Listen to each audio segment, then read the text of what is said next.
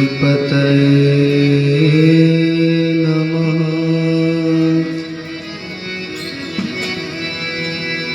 श्री सरस्वती नमः।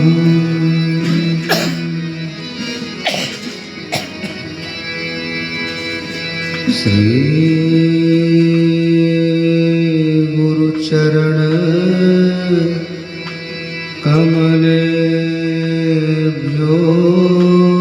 नमः।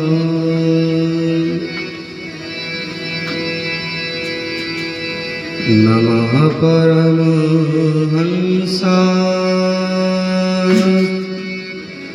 स्वादित चरण कमल चिन्मकरन्दाय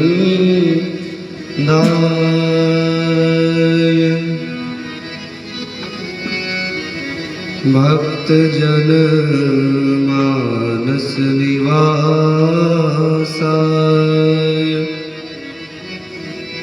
श्री मदरामचन्द्राय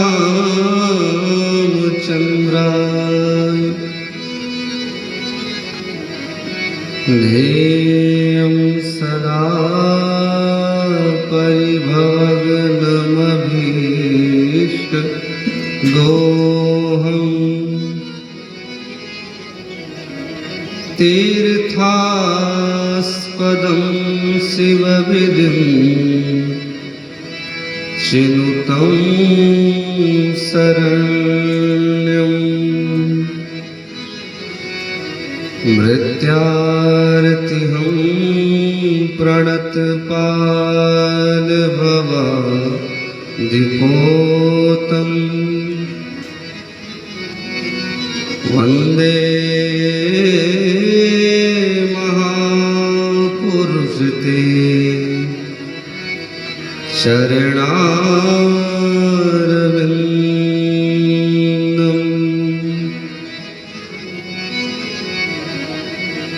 नारायणं नमस्कृत्य नरं चैव नरोत्तमम् देवीं सरस्वतीं व्यासं ततो जयमुदीरये।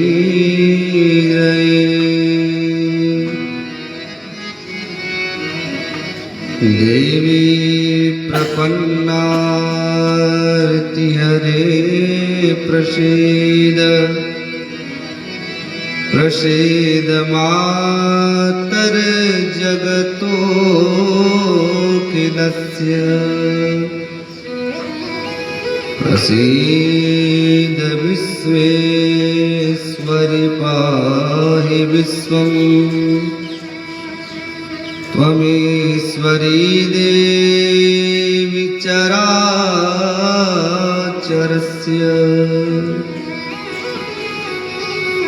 भवानी शङ्करो वन्दे श्रद्धा विश्वासरूपिणो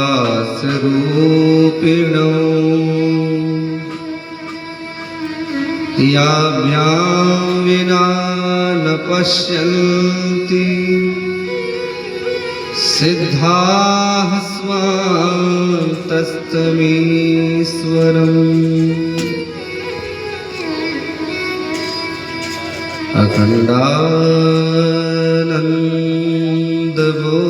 अखण्डानन्दबोधाय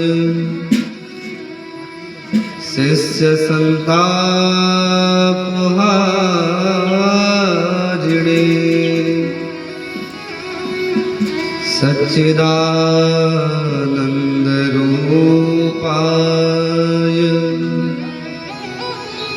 तस्मै श्री गुरुवे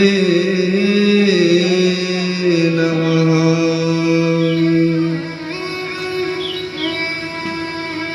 मनोजवं मारुततुल्यवेगं जितेन्द्रियं बुद्धिमतां वरिष्ठम् वातात्मजं वानरयूथमोख्यम्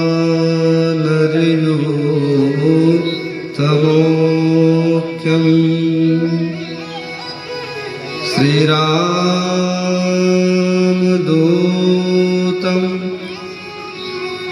शरणं प्रपद्ये। बोल जगत जननी दुर्गा मैया की जय। श्री राधा कृष्ण भगवान की जय। उमापति महादेव की जय।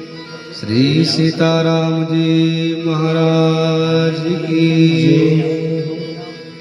विष्णु बाबा की जय। हनुमान जी महाराज की जय। परम मंगलमय माँ भगवती की वाणी स्वरूपा श्रीमद् देवी भागवत महापुराण विगत माता भवानी के पावन चरित्रों को हम लोग श्रवण करते हुए इस षष्ठम दिवस की सायंकालीन वेला में समवेत हुए हैं, आए हैं।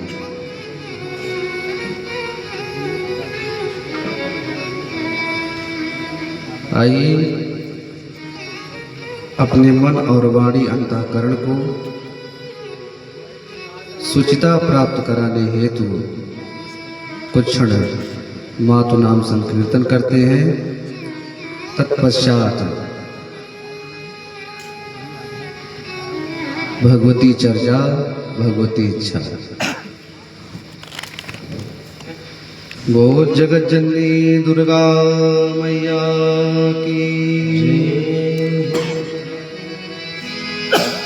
काली दुर्गे राधे श्याम गौरी शंकर सीताराम।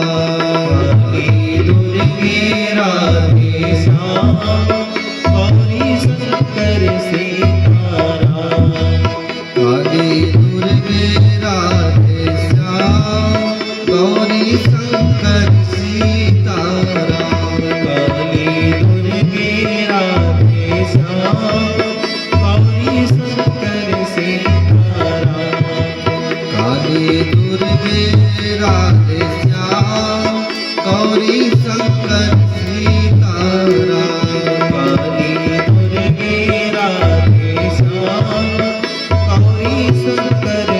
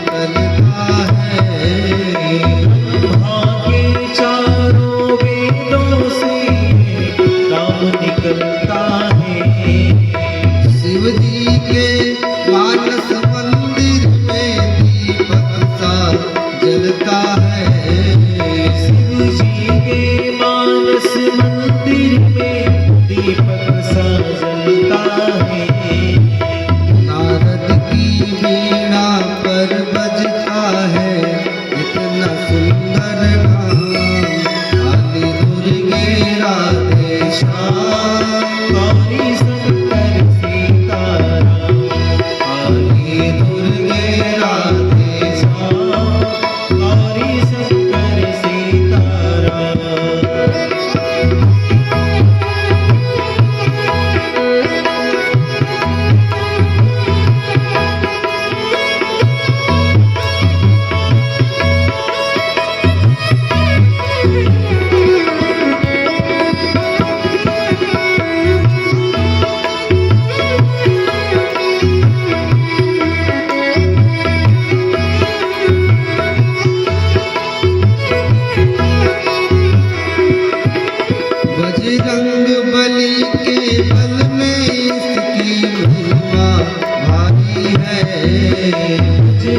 बलि के बल में इसकी महिमा भारी है। बजरंग बली के बल में इसकी महिमा भारी है। बजरंग बली के बल में इसकी महिमा भारी है। ध्रुव और विभीषण जी को यह बूटी अति प्यारी है। और विभीषण जी को यह बूटी अति प्यारी है। प्रहलाद इसी को जपते थे नित्वासर आठों याम। काली दुर्गे राधे श्याम गौरी शंकर सीताराम। काली दुर्गे राधे श्याम। गौरी शंकर सीताराम।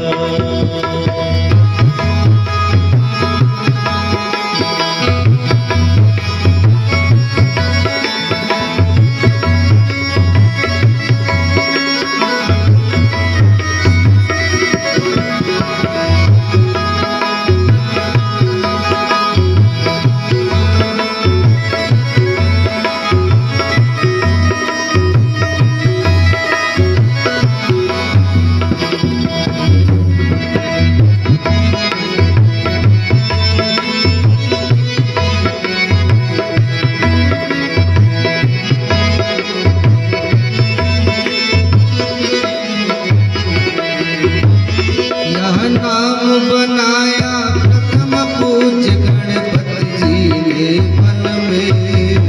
यह नाम बनाया प्रथम पूज्य गणपति जी ने मन में। यह नाम बनाया प्रथम पूज्य गणपति जी ने मन में। यह नाम बनाया प्रथम पूज्य गणपति जी ने मन में। मिल गया यही अवलंब नाम सबरी को जंगल में। मिल गया यही अवलंब नाम सबरी को जंगल में। लाखों का बेड़ा पार किया पहुँचाया माँ के धाम। काली दुर्गे राधे श्याम। गौरी शंकर सीताराम। काली दुर्गे राधे श्याम। गौरी शंकर सीताराम। गौरी दुर्गे राधे श्याम।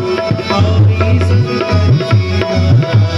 गौरी दुर्गे राधे श्याम। गौरी शंकर सीताराम। गौरी शंकर सीताराम। गौरी शंकर सीताराम। बोल जगत जननी दुर्गा मैया की जय। चिता भस्माने को गर्ग मसनम दिक्पट धरो।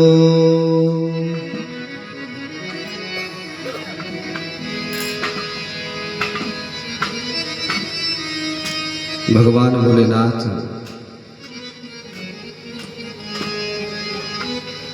समस्त जीवों को संबोधित करते हुए स्वयं अपने शरीर में चिता की राख को लगा करके और गले में भुजंगों की माला पहन करके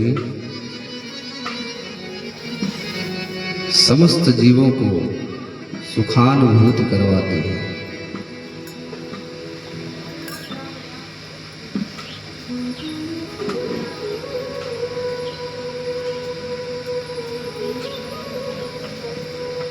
और जिनको सभी ने त्याग दिया हो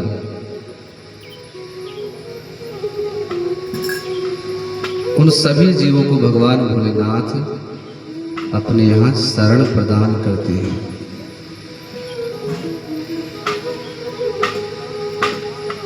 एक बार सर्पों ने जाकर के महादेव के पास में दंडवत मार करके प्रणाम करते हुए रोते हुए भगवान शंकर से कहने लगे, भोले बाबा, हम सर्पों को कोई देखता है तो हमारा मुंह कुचल करके हमको मार देता है। भोले बाबा, आपने हमारे मुखमंडल में विष क्यों डाला? आप अगर थोड़ा सा अमृत डाल देते तो लोग जैसे अपने यहाँ जीवों का पालन पोषण करते उसी प्रकार से हमारा भी पालन पोषण करते। लेकिन भोले बाबा, आपने विष डाल करके हमको विषम परिस्थिति में ला करके खड़ा कर दिया। अब बताओ मैं कहाँ जाऊं? तो भोले बाबा ने कहा सर्पों से कि तुम रो मत, तुम आकर के मेरे ही यहाँ निवास करो। तो भोले बाबा सर्पों को उठा करके धारण कर लिए। इसका आशय सिर्फ इतना है, जब ये दुनिया, जब ये समाज आपका तिरस्कार कर देगा तो उस समय आप अगर भगवान भोलेनाथ की शरण में जाएंगे या माँ भगवती की शरण में जाएंगे तो वो अपनी बाहों को फैला करके आपको स्वीकार लेंगे। क्योंकि ये जो समस्त समष्टि है, समस्त दुनिया है, पूरा संसार है, ये माँ भगवती की ही माया का प्रभाव है। कहीं पर बनता है, बिगड़ता है, बनता है, बिगड़ता है। ये संसार का स्वरूप है।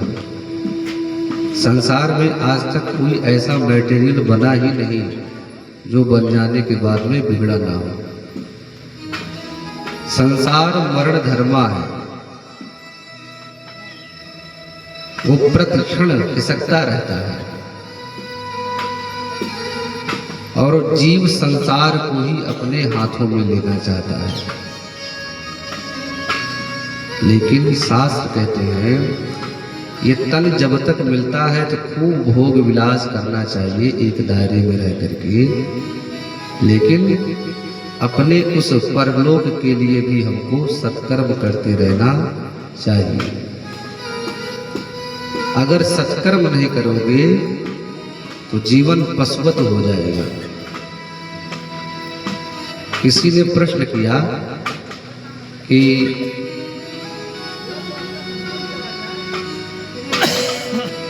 जो मानव होते हैं, मानव पाप कर्म करते हैं तो पापों का उनको फल पाप के ही रूप में मिलता है। जो ये जीव होते हैं, सिंह होते हैं, भालू होते हैं, ये जब जीवों को मारते हैं तो इनको कौन सी गति मिलती है? स्वर्ग और नरक का विचार सिर्फ 4 वर्णों में किया जाता है। 4 वर्ण क्या, अपितु सिर्फ मानव तन में ही कहीं। शेर जिस योनि में पैदा होता है उसका प्राकृतिक स्वभाव ही होता है मांस का भक्षण करना, उदर का पान करना। लेकिन जब जीव जन्म लेता है, मानव जन्म लेता है, उसका स्वभाव नहीं होता है। उसको जिस दिशा में आप लेकर के जाओगे वो वही खाना प्रारंभ कर देगा। लेकिन शेर को कितना भी आप दाल चावल खिलाओ, उससे वो खाते खाते एक दिन मर जाएगा, क्योंकि उसके स्वभाव में है मांस को खाना। लेकिन विचार करिए, वो पशु है। आप मानव तन पा करके अगर इस जीवन में जीवों का भक्षण करोगे तो उसका कुछ ना कुछ प्रायश्चित करना ही पड़ता है। वस्तुतः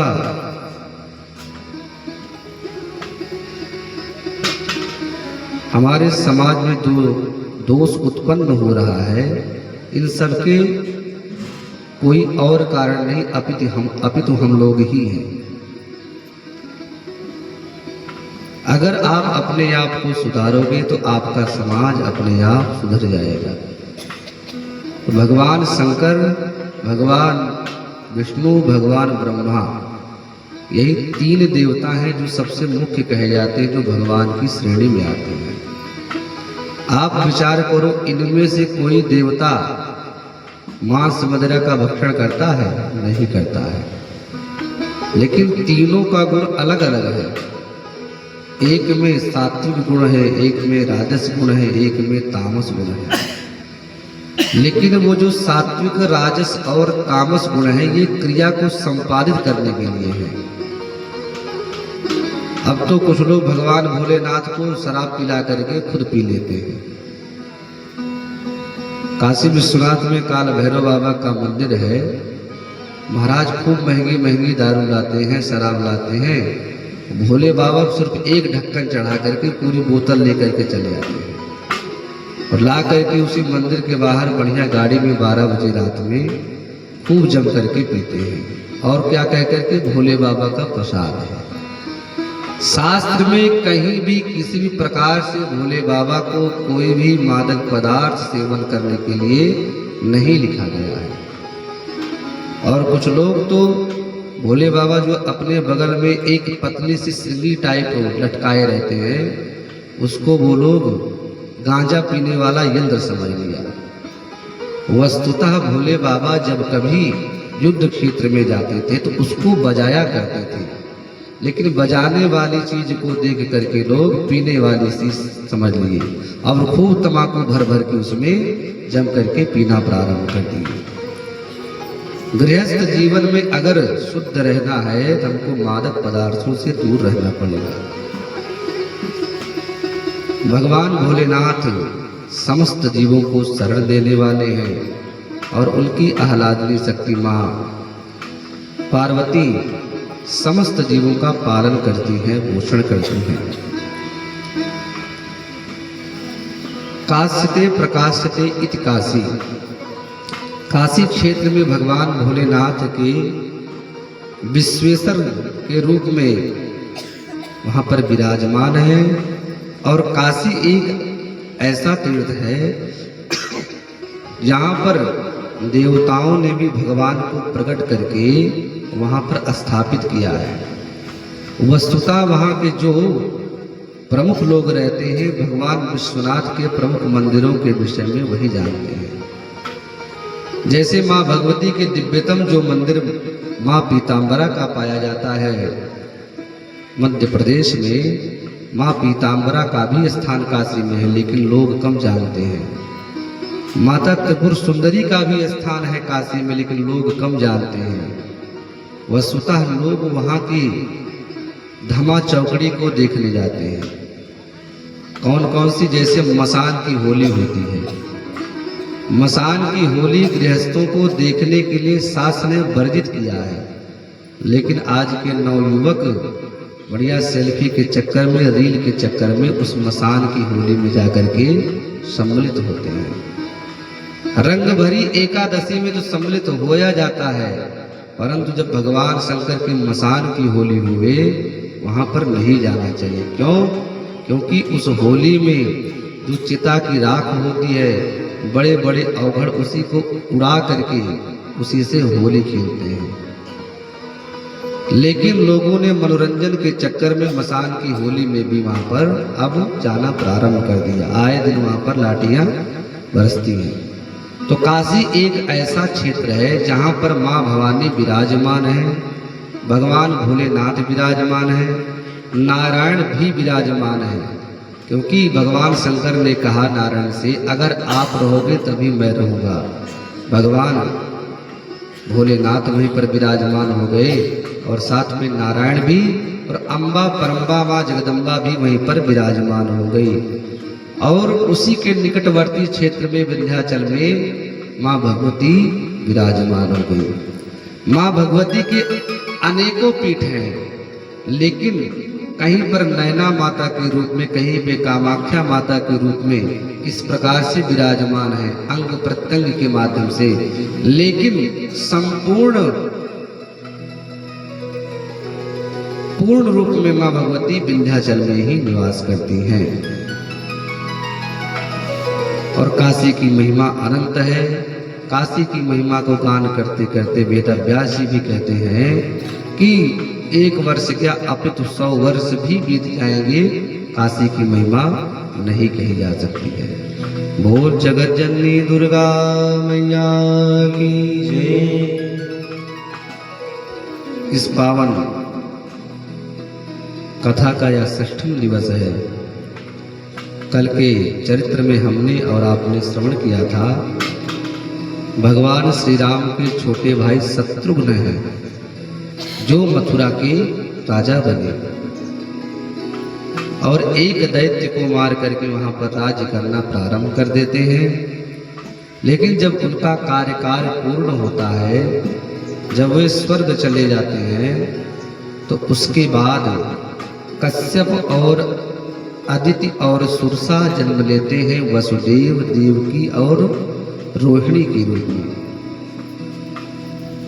जन्मेजय व्यास जी से प्रश्न करते हैं, हे भगवान, जिन्होंने मेरे संपूर्ण परिवार को बचाया है, भगवान श्री कृष्ण, उनके चरित्रों को आप कहिए।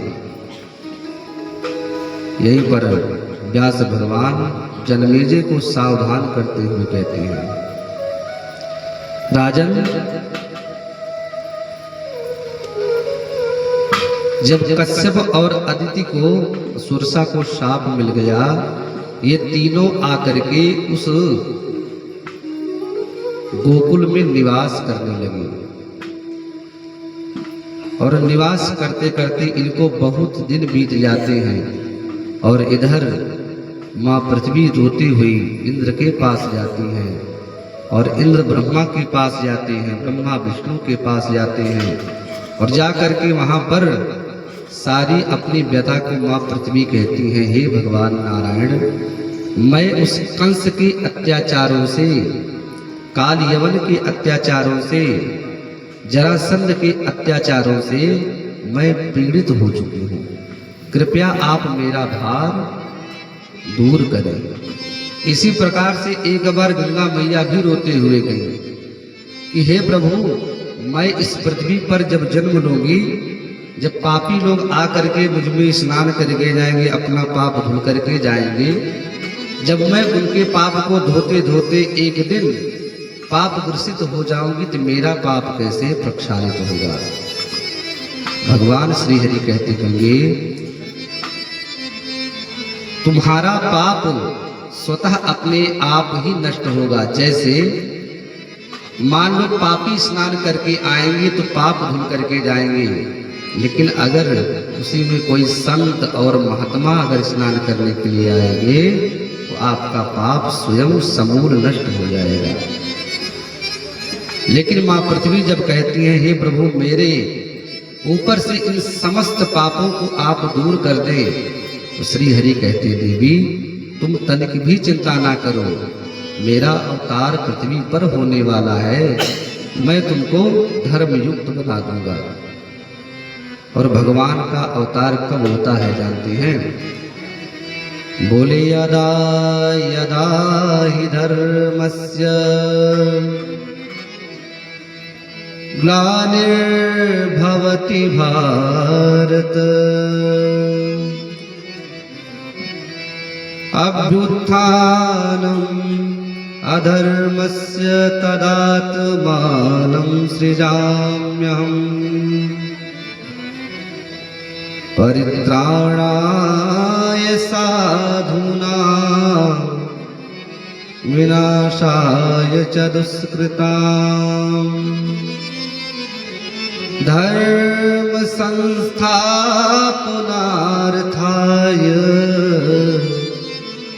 संभवामि युगे युगे।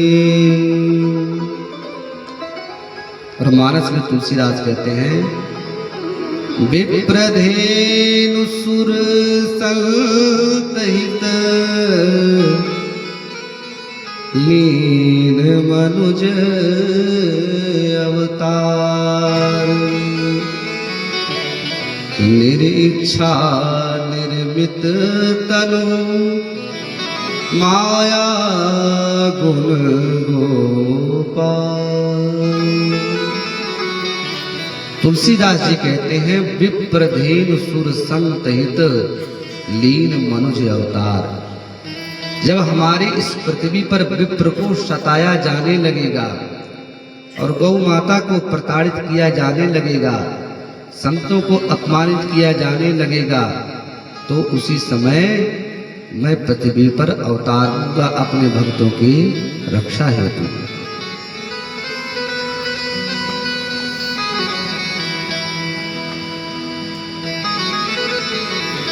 इसी प्रकार से मां भगवती जगदम्बा भी कहती हैं कि जब जब इस धरातल पर पाप बढ़ेगा तब तब मैं इस पृथ्वी पर जन्म लेकर के समस्त दुष्टों का संहार करूंगी।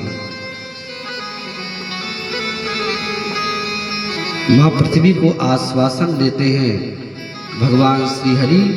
मां पृथ्वी पुनः अपने स्वरूप में आकर के पृथ्वी पर निवास करने लगती हैं और उनके मन में धारणा बन जाती है कि प्रभु आएंगे और मेरे ऊपर से समस्त पापों को दूर करेंगे। दीन दुखियों पर जब असुरों का अत्याचार होता है तभी भूतल पर करुणा सिंधु का अवतार होता है। प्रशासन मूक बन जाए बोलबाला हो दुष्टों का। भगवान कहते, संत कहते हैं जब प्रभु के भक्तों के ऊपर, दीनों के ऊपर अनायास कोई उनको कष्ट पहुंचाएगा तो करुणा सिंधु स्वयं अवतार लेंगे। और जब धर्म निरपेक्ष सरकारें हो जाएंगी और धर्म के मानने वाले भक्तों का हनन करने लग जाएंगे तो ऐसे व्यक्तित्व को समाप्त करने के लिए श्री हरि माता जगदम्बा अवतार लेंगे। इधर आश्वासन दे देते हैं व्यास जी और उधर जन्मेजय जी बड़े सावधानी पूर्वक बैठ करके अब हाथ जोड़ करके अपने प्रभु का चरित्र श्रवण करते हैं। क्यों?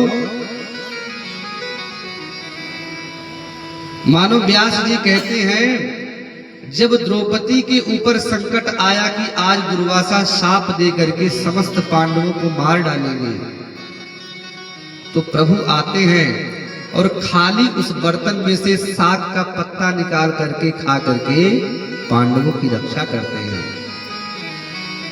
जब पांडवों को निर्वासित कर दिया गया तब प्रभु जाते हैं दूत बन करके पांडवों की रक्षा सुरक्षा करने के लिए। मानो भगवान कहना चाहते हैं आप एक कदम बढ़ा करके मेरे सामने तो आइए, मैं आपके लिए 60 कदम बढ़ाऊंगा। जन्मेजय से कहते हैं मथुरा की नगरी में उग्रसेन नामक एक राजा है, बड़े सात्विक हैं, बड़े धर्मात्मा हैं। लेकिन विडंबना देखिए, संत स्वरूप उग्रसेन के यहाँ कंस जैसा दुराचारी पापी उत्पन्न हो गया पुत्र के रूप में। कंस के दुराचारों से परेशान होकर के उग्रसेन रोज समझाते हैं, हे कंस ऐसा पाप कर्म ना कर जिससे समाज में लोग हमको नीचा दिखाएं। एक बार समझाए, 2 बार समझाए, लेकिन अंततोगत्वा एक दिन कंस को क्रोध आया और अपने पिता को ही उठा करके अपने जेल खाने में बंद कर दिया कि पिताजी रहेंगे नहीं और कोई समझाने वाला भी नहीं रहेगा। इधर अपने पिताजी को ही जेल खाने में बैठ करके मनमाना राज्य करना प्रारंभ कर देते हैं। सभी मथुरावासी पीड़ित हो जाते हैं। आए दिन कुछ ना कुछ कंस करता ही रहता है। और इधर गोकुल में कश्यप जी को शाप मिला है।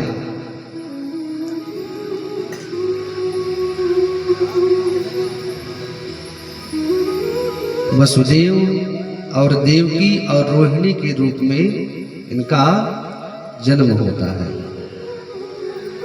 वसुदेव जी के काफी उम्र बीत चुकी है, लेकिन वसुदेव जी को कोई संतान नहीं है। एक दिन कंस के मन में विचार आया कि लोग हमको बहुत ही भला बुरा कहने लगे हैं, क्यों ना मैं कोई अच्छा काम करूं जिससे समाज के लोग हमको अच्छा कहें। एक दिन कंस अपनी चचेरी बहन देवकी को देखता है और देखने के बाद में उसके मन में विचार आता है कि क्यों ना इस देवकी का विवाह अपने मित्र वसुदेव से क्यों ना कर दूं, क्योंकि वसुदेव भी अच्छा व्यक्ति है। कंस वसुदेव जी को बुला करके विवाह पक्का कर देता है और उस विवाह की सारी बागडोर अपने हाथों में वो संभाल लेता है। विवाह नजदीक आया। कंस सभी वैवाहिक क्रियाओं को बहुत शुद्धता से, बहुत पवित्रता से संपन्न कराया और आज सभी समाज के लोगों के सामने अच्छा बनने के लिए वो अच्छा नाटक कर रहा है कि मेरी देवकी बहन को कोई सारथी छोड़ने नहीं जाएगा, अपितु मैं ही अपनी बहन को और अपने जीजा जी को छोड़ने के लिए मैं ही स्वयं जाऊंगा। घोड़े की लगाम को कंस पकड़ लेता है और पकड़ने के बाद में आज देवकी को और वसुदेव जी को बैठाता है। बैठाने के बाद में आज लेकर के चलने के लिए जैसे उद्यत होता है वैसे आकाशवाणी होती है। कंस कंस महाभाग देवकी गर्भ संभवा अष्टमस्तु सुतः श्रीमान् तव हन्ता भविष्यति। हे कंस, जिसको तू बड़े प्रेम से छोड़ने के लिए जा रहा है उसी का 8वां पुत्र तेरे लिए काल बनेगा, वही तुझको मारेगा। अब जब कंस को ये पता चला कि देवकी का बेटा हमको मारने वाला है तो उसी समय आज कंस देवकी के केसों को पकड़ लेता है, बालों को पकड़ लेता है और पकड़ करके आज देवकी को मारना चाहता है। लेकिन इतने में वसुदेव जी बड़े बुद्धिमान हैं। वसुदेव जी याचना करते हैं, हे कंस, आप हमारे मित्र हो, आप तो हमारे बारे में जानते ही हो, मैं आपको वचन देता हूँ इस देवकी से जितनी भी संतानें होंगी मैं ला करके तुमको अर्पित कर दूंगा और तुम्हारे जी में जो भी आएगा सो करते रहना। इधर महाराज वसुदेव जी के समझाने पर, संकल्प लेने पर आज कंस और देवकी और वसुदेव जी को छोड़ देता है। कालांतर में मैया देवकी और वसुदेव जी अपने घर पर रहते हैं। मैया देवकी को प्रथम गर्भ ठहरता है और मैया देवकी आज डरी हुई है, सकची हुई है, क्योंकि कंस मेरे पुत्र के पीछे पड़ा हुआ है और अवश्य में उसको मार डालेगा। इधर देवकी मैया की प्रथम संतान होती है और प्रथम संतान को आज वसुदेव जी आज देवकी के पास जाते हैं और कपड़े में रख करके उस बालक को लेकर के आज कंस के द्वार की ओर चले जाते हैं। नयनों में अश्रु भरे हैं और मानो हृदय में बड़ी भयावह पीड़ा हो रही है, आज मेरे पुत्र को कंस मार देगा। लेकिन क्या करें, देवकी को भी बचाना है और समाज के लोगों को भी बचाना है। इसलिए आज वसुदेव जी अपने प्रथम पुत्र को अपनी गोदी में लेकर के रोते हुए आज कंस के द्वार पर जाते हैं। रोते हुए वसुदेव जी जब कंस के हाथों में अपने लाला को देते हैं और देने के बाद कहते हैं, कंस, मैंने आपसे संकल्प किया था, मैंने वचन दिया था कि आप हमें जाने दीजिए, जैसे ही संतान होगी मैं ला करके आपको दे दूंगा। इधर वसुदेव जी अपने प्रथम पुत्र को लेकर के कंस की ओर बढ़ रहे हैं। इधर मानो देवकी कहती हैं कि संसार में जो कर्मों की गति है बड़ी गहन है, गहना कर्मणो गति। इस गहन कर्म की परिभाषा को कोई समझ नहीं सकता, कोई जान नहीं सकता है कि हमारे किन कर्मों का पुण्य है जो हमको ऐसा देखने को मिल रहा है। नवजात शिशु को जब वसुदेव जी लेकर के जा रहे हैं तो समाज के लोग आज खड़े होकर के वसुदेव जी की जय जयकार कर रहे हैं। इधर वसुदेव जी तो रो रहे हैं, लेकिन समाज के लोग कहते वसुदेव जी को, हे वसुदेव जी आप धन्य हैं, धन्य हैं, क्योंकि आपने अपने वचन का मान रखा है, आप धर्मात्मा हो।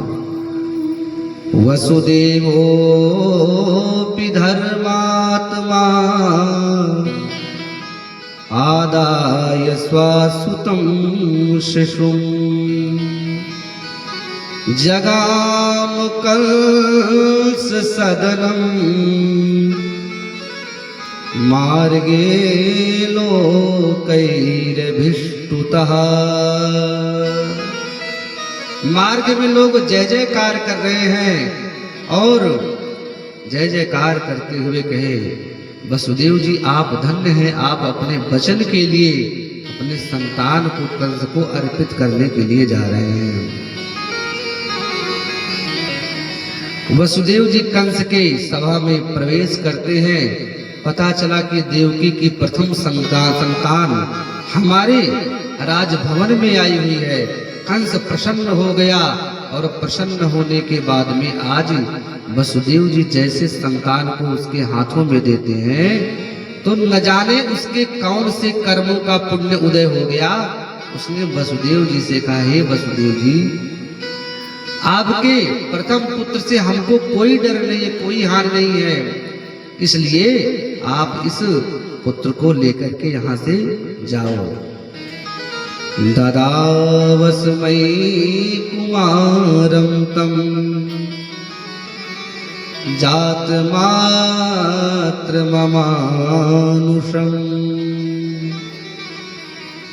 आज कंस वसुदेव जी के पुत्र को वापस कर देता है।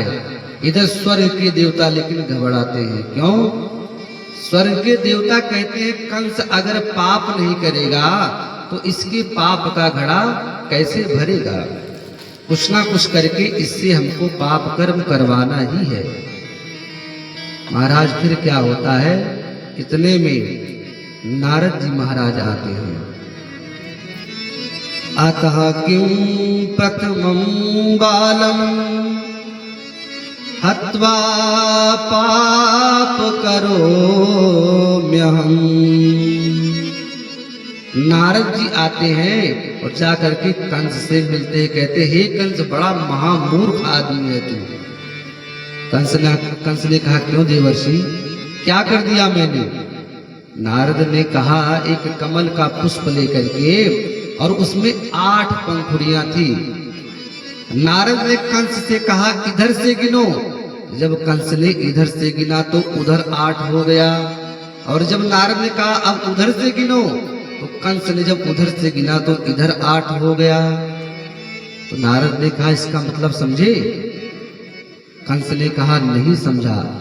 नारद ने कहा कि इधर से गिन रहे हो तो उधर से 8 हो रहा है, और उधर से गिन रहे हो तो इधर से 8 हो रहा है। क्या पता 8वां वाला ही पहला पुत्र बन करके ना जन्म ले लिया हो। कंस यहीं पर आज नारद जी की बातों में आकर के अटक जाता है। शास्त्र कहते हैं 2 व्यक्ति फूंकने मात्र से बजते हैं, एक शंख एक मूर्ख।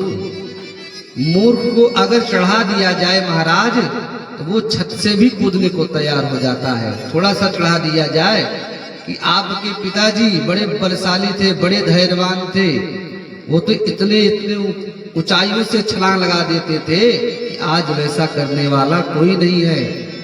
उसी प्रकार से जैसे मूर्ख को चढ़ा देने से कोई गलत कार्य कर देता है, उसी प्रकार से नारद जी आज कंस को समझाते हैं तो कंस नारद जी की बातों में आ जाता है और आज वसुदेव जी को बुला करके आज प्रथम पुत्र को लेता है और लेकर के उसको आज पत्थर पर पटक करके मार देता है। प्रथम पुत्र को यहीं पर आज कंस ने समाप्त कर दिया। जन्मेजय जी ने भगवान व्यास से पूछा, हे भगवान आप हमको ये बताइए, नारद जी तो भगवान के अवतार हैं, तो नारद जी ऐसे पाप कर्मों में क्यों लिप्त हैं? शास्त्र कहता है भगवान कि पाप करने वाला जितना पापी होता है उतना पाप करवाने वाला व्यक्ति भी पापी होता है। तो नारद जी ने ऐसा क्यों किया? व्यास भगवान कहते हैं, जन्मेजय नारदः कौतुक प्रेक्षी सर्वदा कलह प्रियः देव कार्यार्थमागत्य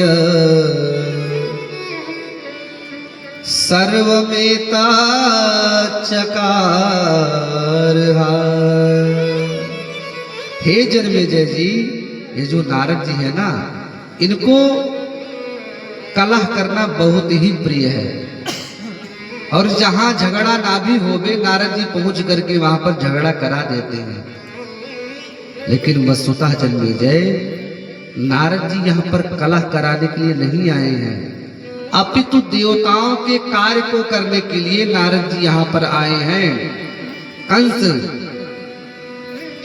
पाप कर्म करेगा और अंततोगत्वा कंस मारा जाएगा। इतने पर जन्मेजय पूछते हैं भगवान व्यास से, हे भगवान आप हमको ये बताइए आगे क्या होगा? तो इसी प्रकार से व्यास जी कहते हैं, हे जन्मेजय एक पुत्र को मारा, दूसरे को मारा, तीसरे को मारा, चौथे को मारा, पांचवे को मारा और छठे को मारा। 6 पुत्रों का वध कर दिया। और लेकिन जब 7वां गर्भ आया देवकी के उदर में तो उदय माँ भगवती ने अपनी माया के बल से वसुदेव जी की जो धर्मपत्नी है रोहिणी जी उनके गर्भ में डाल दिया। और कंस को पता चला कि देवकी का जो गर्भ है वो 5 महीने में नष्ट हो गया है। इधर कंस बहुत प्रसन्न हो जाता है। जन्मेजय प्रश्न करते हैं व्यास जी से, हे व्यास जी ये देवकी मैया के 6 पुत्र क्यों मारे गए? इन्होंने क्या अपराध किया था पूर्व जन्म में? इनके अपराध का कारण तो बताइए। व्यास जी कहते हैं, एक बार मरीच जी अपनी धर्मपत्नी पूर्णनाभा से उन्होंने 6 पुत्रों को उत्पन्न किया था। लेकिन उसी समय ब्रह्मा जी सरस्वती को लेकर के समागम करते हैं। लेकिन मरीच जी और पूर्णनाभा जी ब्रह्मा जी को देख करके हंस देते हैं और ब्रह्मा को वो हंसी बर्दाश्त नहीं होती है। अंत में ब्रह्मा शाप दे देते हैं कि जा तेरे 6 के 6 पुत्र मारे जाएंगे। कालांतर में वही पुत्र ब्रह्मा जी के शाप के कारण कालनेमी के यहाँ जन्म लेते हैं और कालनेमी के यहाँ जन्म लेने के बाद हिरण्यकशिप के यहाँ जन्म लेते हैं। लेकिन हिरण्यकशिप के यहाँ जब 6 बालक जन्म लेते हैं वही 6 के 6 बालक ब्रह्मा जी से वरदान में प्राप्त करते हैं, ब्रह्मा जी हमको कोई परास्त ना कर सके, कोई हमको हरा ना सके। इधर हिरण्यकशिप आकर के देखता है कि मेरे ही द्वारा जो मेरे बालक हैं वो मुझसे भी ज्यादा बलशाली बन गए। हिरण्यकशिप को यहीं पर अपने पुत्रों से घृणा होती है और हिरण्यकशिप यहीं पर शाप दे देता है कि जाओ तुम लोग पृथ्वी पर जन्म लोगे और मृत्यु को प्राप्त हो जाओगे। व्यास जी कहते हैं ब्रह्मा के शाप के कारण और हिरण्यकशिप के शाप के कारण ये मैया देवकी के 6 बेटा थे और जन्म लेने के पश्चात में इनको कंस ने मार दिया। अब इसके बाद में श्री हरि नारायण के आने का समय होता है जब वो कंस माँ देवकी और वसुदेव जी को ला करके कारागार में बंद कर देता है। कारागार में जब बंद कर दिया, क्यों कि उसको पता चल गया मैंने निरर्थक ही उन बालकों को मार डाला। जब उसको इस बात का एहसास हुआ, लेकिन जब उसको पता चल गया कि ये 8वां गर्भ ही सचमुच में मेरा काल है, तो मैया देवकी एवं वसुदेव जी को ला करके जेल खाने में बंद कर दिया। इधर मैया देवकी को अष्टम गर्भ ठहरता है और ठहरने के बाद में आज मैया देवकी का मुखमंडल एकदम प्रसन्न चित्त हो जाता है। और यहीं पर व्यास जी उन कथाओं को भी बताते हैं कि कौन कौन से देवता, कौन कौन से राक्षस किनके किनके अंश से उत्पन्न हुए थे। व्यास जी कहते हैं समुद्र के अंश से शांतनु का जन्म हुआ था और भीष्म पितामह का जन्म वसुओं के माध्यम से हुआ था। कृपाचार्य जो हैं वो मरुदगण के अंश हैं। प्रद्युम्न जी जो हैं भगवान श्री कृष्ण के पुत्र हैं। और द्रौपदी के जो 5 बेटा हैं ये भगवान विष्णुदेव के अंश हैं। और शिशुपाल हिरण्यकशिप का अंश है। जरासंध विप्रचित्ति तथा शल्य प्रहलाद के अंश हैं। इसी प्रकार से कालनेमी कंस का अंश है। कौन कौन किसके अंश थे इसका वर्णन करने के बाद में अब व्यास जी कहते हैं माँ देवकी को अष्टम गर्भ उनके उदर में पल रहा है। और जब भगवान श्री हरि माँ देवकी के गर्भ में आते हैं तो समस्त वातावरण एकदम सुहावना हो जाता है। और सुहावना होने के बाद में देवकी मैया के मुखमंडल पर प्रसन्नता छा जाती है। अरे बहाई सुहावन त्रिविध समीरा, बहाई सुहावन त्रिविध समीरा। ऐसर जो जल ऐसर जो अति निर्मल नीरा, ऐसर जो अति निर्मल नीरा। बहाई सुहावन त्रिविध समीरा, बहाई सुहावन त्रिविध समीरा। बैसर जुवती निर्मल नीरा, बैसर जुवती निर्मल नीरा, बैसर जुवती निर्मल नीरा। जैसे राम जी के आने पर वायु ने अपना रुख बदल दिया था, उसी प्रकार से भगवान श्री कृष्ण के आने के समय में समस्त ऋतुएं अपना स्वभाव बदल दी थी। आज जिनके पास जो कुछ भी था उसी से आज भगवान का स्वागत करने चाहती थी। जैसे पवन देव के पास कुछ नहीं था तो वायु के द्वारा ही भगवान का स्वागत करना चाहते हैं। इंद्र के पास कुछ नहीं है, इंद्र के पास जल है, जल वृष्टि करके आज भगवान का स्वागत करना चाहते हैं। यमुना जी के पास कुछ नहीं है, जल है, तो आज जिस भाद्रपद के महीने में नदियों का जलस्तर थोड़ा कम होता है, लेकिन आज भाद्रपद के महीने में ही मैया यमुना का जलस्तर बहुत बढ़ गया है। क्यों? अपने जल के माध्यम से ही भगवान का स्वागत करना चाहते हैं। और चंद्रमा के पास कुछ नहीं है तो चंद्रमा आज शीतलता प्रदान कर रहे हैं। प्रभु मेरे पास जो कुछ भी है उसी को आपको मैं अर्पित कर रहा हूं। इस प्रकार भगवान श्री हरि माँ देवकी के गर्भ में आ जाते हैं और प्रेम पास में बंधे हुए वसुदेव जी भी देवकी के साथ में जीवन का निर्वाह कर रहे हैं। धीरे धीरे करके भाद्रपद का महीना सन्निकट आ गया और भाद्रपद का महीना जब सन्निकट आ गया, कृष्ण पक्ष आ गया, अष्टमी तिथि आ गई और रोहिणी नक्षत्र आ गया, हर्षण योग आ गया। जब इन सभी योगों का समावेश हो गया तब भगवान श्री हरि माँ देवकी के गर्भ से जन्म लिए। बोल कृष्ण भगवान की। लेकिन मैया देवकी के मन में बड़ी भारी शंका है कि मेरा पुत्र कैसे बचेगा, इसका संरक्षण मैं कैसे करूंगी। तो आकाशवाणी होती है। आकाशवाणी ऐसा नहीं है कि पूरे ब्रह्मांड में गूंजती है या पूरे पृथ्वी पर। आकाशवाणी जिसको सुनाई देना चाहिए सिर्फ उसी को ही पता चलता है। और इधर कंस अपने सैनिकों को बुला करके पूरी सिक्योरिटी एकदम टाइट कर दिया है कि वसुदेव और देवकी जेल खाने के बाहर बिल्कुल जाने ही ना पाए।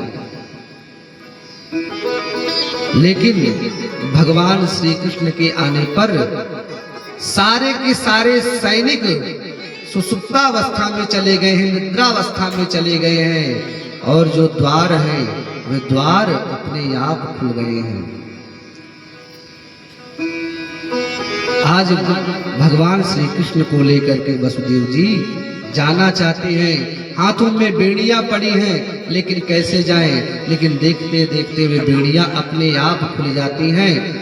समस्त बेड़ियों के खुलने पर आज भगवान परब्रह्म भगवान श्री कृष्ण को लेकर के वसुदेव जी धीरे धीरे करके जेल खाने के बाहर आते हैं। और जेल खाने के बाहर आकर के आज भगवान श्री कृष्ण को लेकर के यमुना जी के किनारे पहुंचते हैं। यमुना जी का जलस्तर बढ़ा रहता है। भगवान श्री कृष्ण अपने चरणों के माध्यम से यमुना जी को शांत करते हैं। आगे जाकर के वसुदेव जी महाराज गोकुल पहुंचते हैं। गोकुल में जो वसुदेव जी की अन्य पत्नियां हैं उन्हीं के पास जाकर के आज भगवान श्री कृष्ण को रख देते हैं और माँ जगदम्बा भवानी को आज उठा करके वहां से लाते हैं। वसुदेव जी उस कन्या को लेकर के आज आए और आकर के आज अपने उस पुनः जैसे कारागार में प्रवेश किए तो बेड़ियां अपने आप बंद गई, जेल खाने अपने आप बंद हो गए और समस्त सैनिकों का मूर्छा छूट गया। वे समस्त खड़े होकर के पुनः पहरा देने लगे। इतने में कन्या ने जोर से रोना प्रारंभ कर दिया। समस्त सैनिक हड़बड़ाए महाराज और जाकर के कंस जी को समाचार दिए कि देवकी का अष्टम गर्भ जो है उसने जन्म ले लिया है। कंस बहुत प्रसन्न हो गया महाराज, और प्रसन्न होने के बाद में आज कृपाण लेकर के आया है। तलवार और कृपाण में अंतर होता है।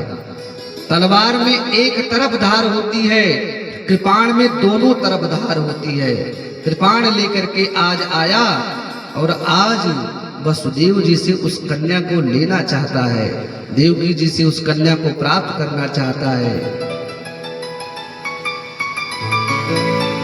मैया देवकी देना नहीं चाहती है, परंतु आज हठात और बलात् उस कन्या को जबरदस्ती आज खींच लेता है और खींचने के बाद में आज उस कन्या को मारने के लिए उद्यत हो जाता है।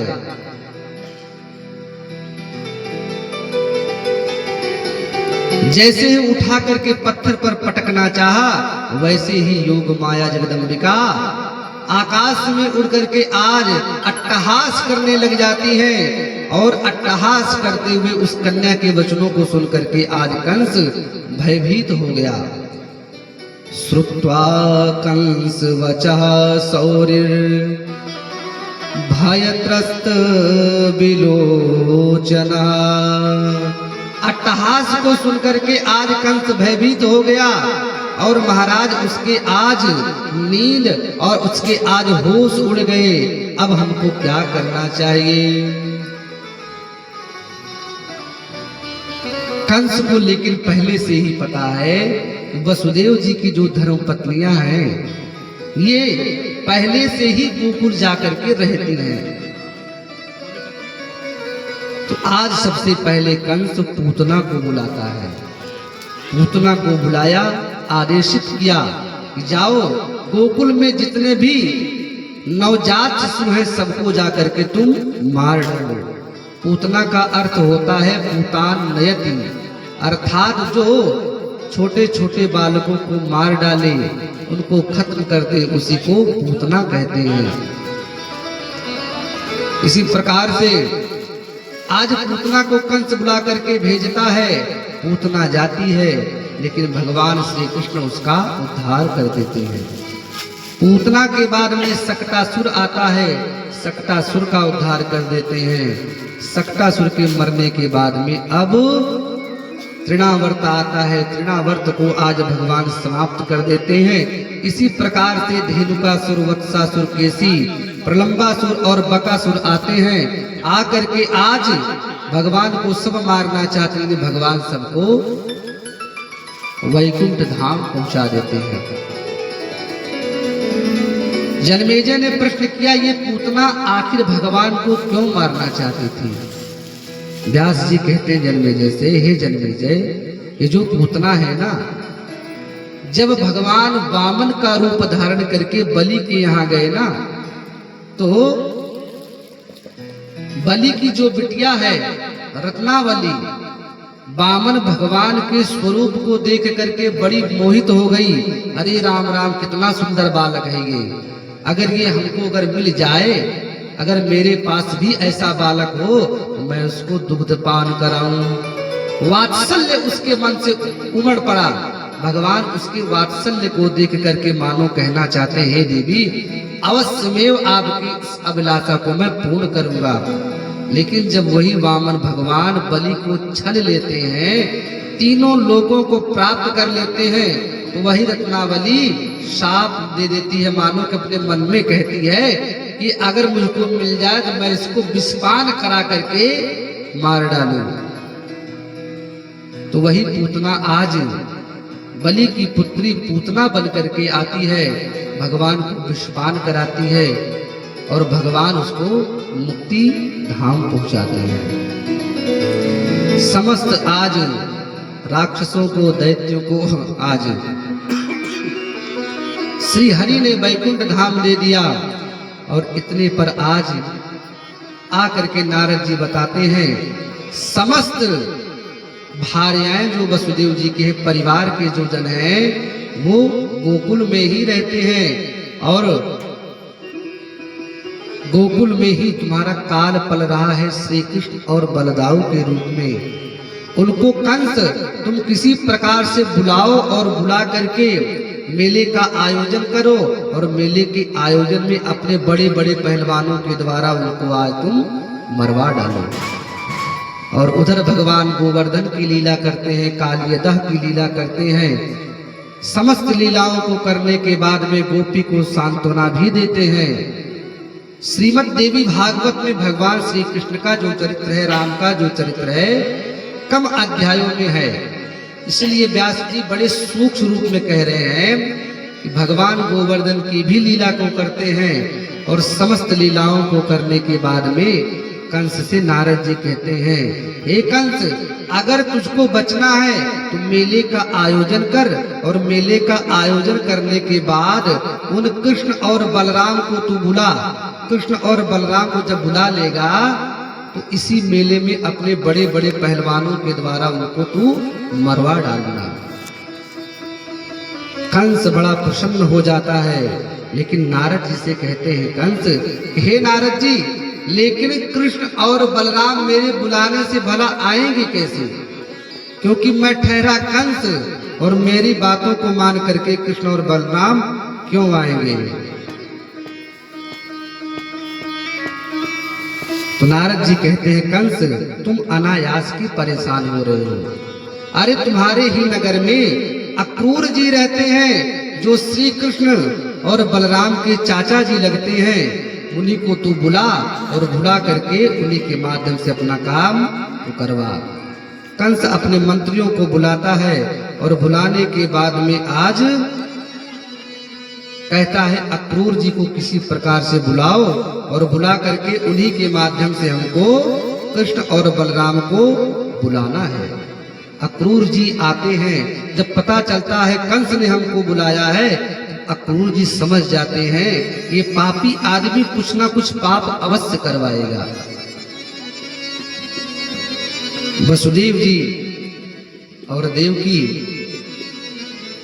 को उधर कारागार में बंद किया है, इधर अक्रूर जी को बुलाता है और कंधे पे हाथ रख करके बहुत प्रेम से कहता है, अक्रूर मैं सोचता हूँ कि जाओ तुम अपने भांजे को मथुरा में लगने वाले इस बड़े मेले में बुला करके लाओ और उनको मेला दिखा करके वापस कर देना। अक्रूर जी समझ जाते हैं कि कंस कहीं ना कहीं हमारे उन भतीजों को वो मारना चाहता है, लेकिन अंततो गत्वा अक्रूर जी जाते हैं। जाने के बाद आज अक्रूर जी अपने मन में सिर्फ यही चिंतन करते हुए जा रहे हैं, बताओ इस आतताई कंस ने हमको दुधमुहे बालकों को बुलाने के लिए कह दिया, उनको मरवाने के लिए कह दिया, कितना बड़ा पाप मैं करने के लिए जा रहा हूँ। अक्रूर जी रो रहे हैं, क्यों? क्योंकि धर्मात्मा है, धर्मात्मा कोई पाप करना नहीं चाहते हैं। रोते हुए अक्रूर जी नंद बाबा के यहाँ पहुंचते हैं, लेकिन नंद बाबा से कुछ भी बात नहीं बताते हैं। नंद बाबा को कुछ भी ना बता करके रात्रि काल में आज अक्रूर जी के चरणों को भगवान कृष्ण और बलराम दबा रहे हैं। दबाते हुए चरणों को आज श्री कृष्ण भगवान कहते हैं अक्रूर से, चाचा जी आप किस बात को लेकर के इतने दुखी हैं? अक्रूर ने सारी बातों को बता दिया और बताने के बाद में अक्रूर ने कह दिया, हे श्री कृष्ण कंस तुमको मार डालना चाहता है, इसलिए तुमको मैं बुलाने के लिए आया हूँ, और अब भी अगर मेरी बात मानो तुम चलने से मना कर दो। लेकिन भगवान श्री कृष्ण ने यथार्थ बातों को बता दिया, चाचा जी आप तनिक भी चिंता ना करें, मैं अवश्य मथुरा चलूंगा, लेकिन बाबा हमको अकेले नहीं जाने देंगे। अक्रूर जी जाते हैं नंद जी से कहते हैं, नंद जी समस्त ब्रजवासियों को तैयार कर लेते हैं और भगवान श्री कृष्ण को भी तैयार कर देते हैं। इधर बैलगाड़ी पर समस्त ब्रजवासी नंद जी के साथ में बैठे और इधर रथ पर बलराम और कृष्ण अक्रूर जी के साथ में बैठे।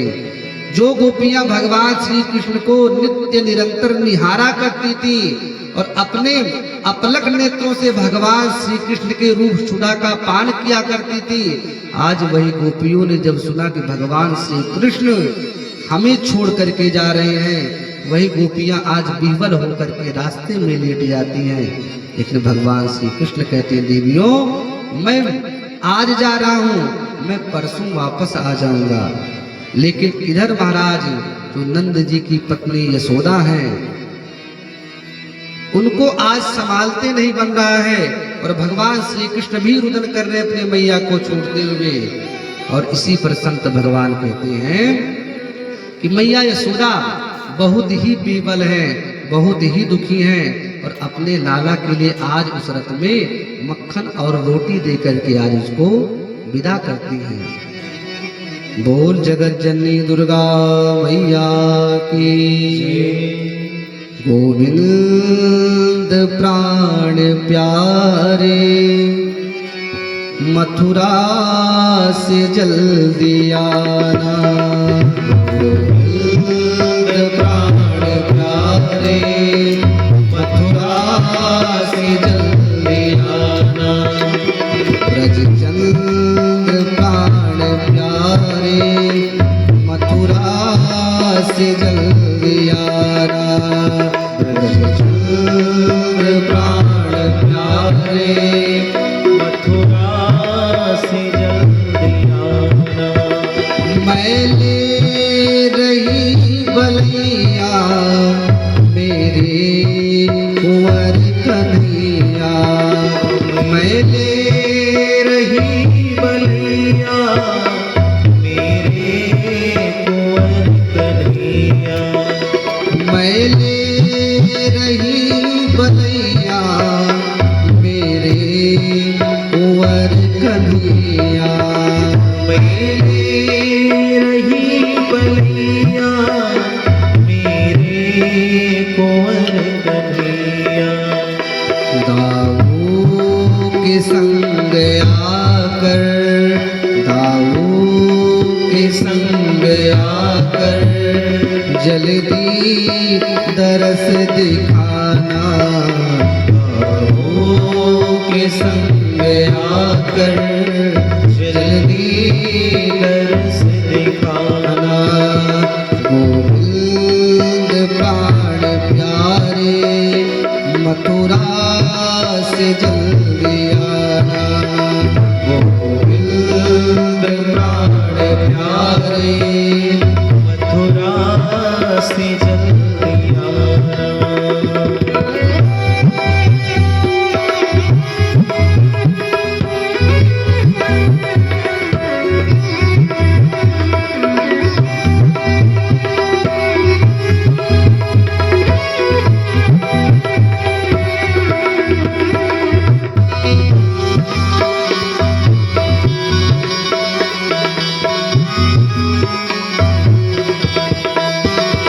माखन के साथ रोटी मैं साथ दे रही हूँ, माखन के साथ रोटी मैं साथ दे रही हूँ।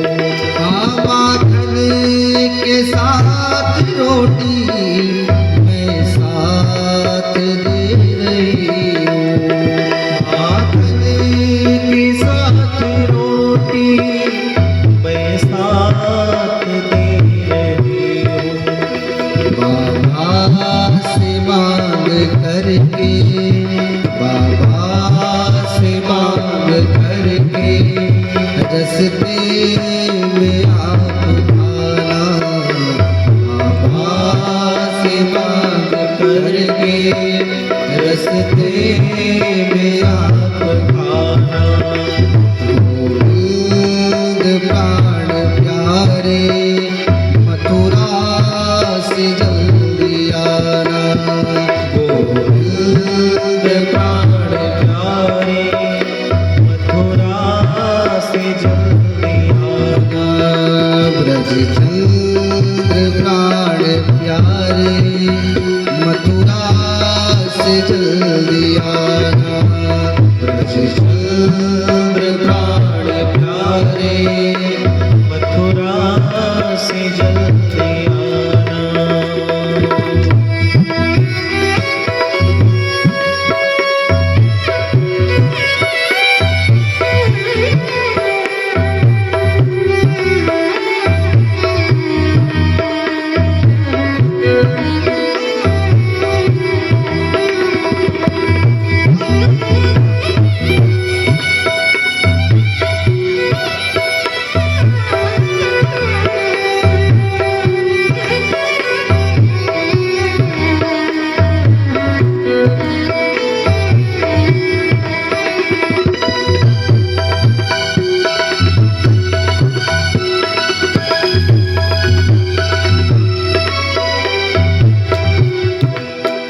यह बांसुरी तुम्हारी मैं ही संभाल लूंगी, यह बांसुरी तुम्हारी मैं ही संभाल लूंगी। आया बांसुरी तुम्हारी मैं ही संभाल लूंगी, यह बांसुरी तुम्हारी मैं ही संभाल लूंगी।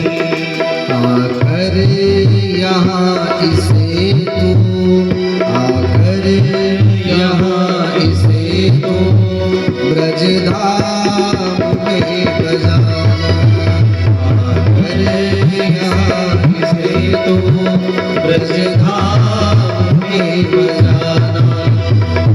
गोविंद प्राण प्यारे मथुरा से जल्दी आना, गोविंद प्राण प्यारे मथुरा से जल्दी आना, ब्रज चंद्र प्राण प्यारे मथुरा से जल्दी आना, ब्रज चंद्र प्राण प्यारे मथुरा से जल्दी आना।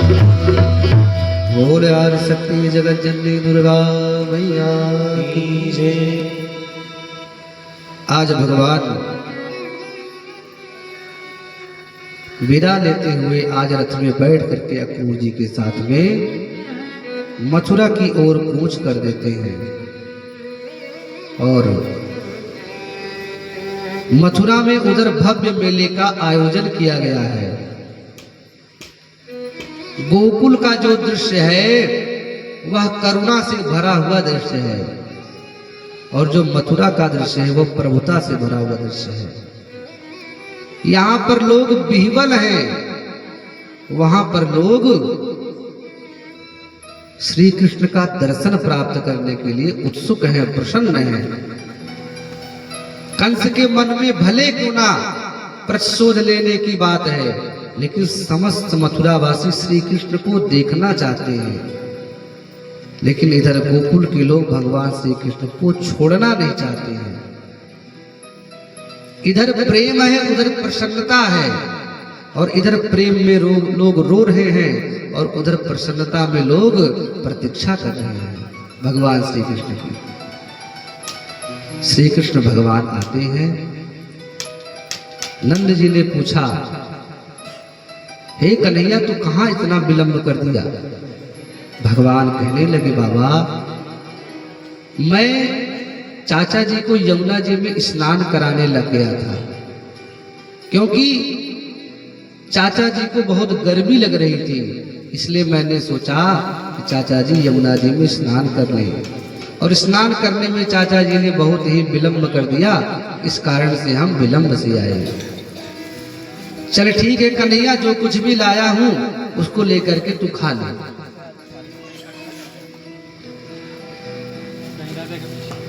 आज भगवान कन्हैया बाबा के द्वारा जो कुछ भी लाया गया है सभी वस्तुओं को आज प्राप्त करके खा रहे हैं।